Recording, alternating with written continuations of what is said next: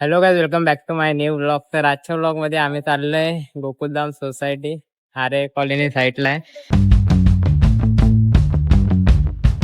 जाताना आम्ही इकडे पोहोचलोय. ही बघा, ही इकडनं आलो आणि या साईडला आरे कॉलनी चालू होते. हा एक मेन गेट आहे इकडे, इकडनं सोडत नाही सगळं ना, म्हणून त्या गेट मधून आलोय आतमध्ये. रिझन काय दिला, एक माझा फ्रेंड आहे साहिल, त्याचं नाव राम करून सर दिला आणि इथले जे लोकल होते एक माणूस, त्याला इकडच्या आतल्या एक जागेचं नाव विचारला. त्याने सांगितलं काय तरी आहे जागा.